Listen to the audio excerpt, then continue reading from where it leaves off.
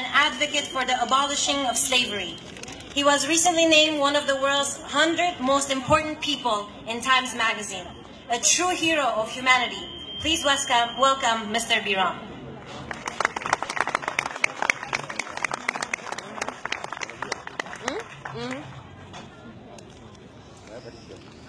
Je vous remercie. Je remercie toute cette assemblée, ces honorables personnalités. Particulièrement, je remercie Irwin Cutler, mon ami, qui m'a permis d'être présent ici à cet important événement. Je vous dis de prime abord que nous avons un devoir vis-à-vis des morts. Des morts qui sont morts sans crime, qui sont morts une mort injuste, dans l'impuissance, qui sont morts sans avoir perçu dans les yeux ou les visages des tueurs, des bourreaux, l'humanité, ni la compassion.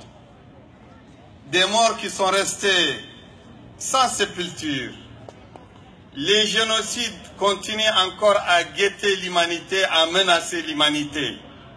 Ce qui s'est passé en Arménie, au Kosovo, à Auschwitz, un peu partout dans le monde, au Rwanda, ce qui se passe actuellement en Myanmar, c'est un phénomène d'une extrême dangerosité pour l'humanité. Je pense que les gouvernements du monde ne sont pas aussi sensibilisés pour s'opposer à ceux qui revendiquent encore le génocide comme patrimoine. Ceux en Turquie ou ailleurs continuent à revendiquer le génocide comme patrimoine.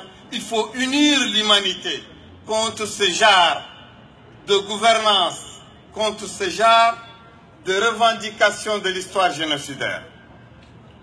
Nous sommes en Afrique un continent très affecté par les génocides.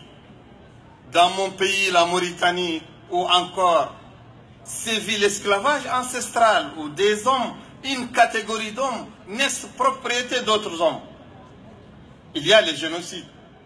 Il y a l'élément Peul, il y a la communauté Poulard qui a subi une épuration ethnique qui s'est échelonnée entre plusieurs années.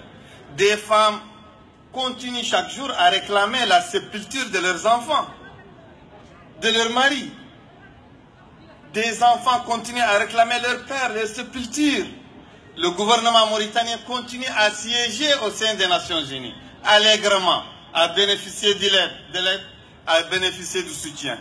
Cette importante manifestation aujourd'hui, j'espère, comme tous les autres, qu'elle soit un jalon important pour engager véritablement l'humanité à travers tous les parlements du monde, à travers tous les gouvernements du monde, vers la voie de l'éradication des génocides par le repentir, par la prévention et par la conscientisation de tous les hommes, de toute l'humanité. Je vous remercie.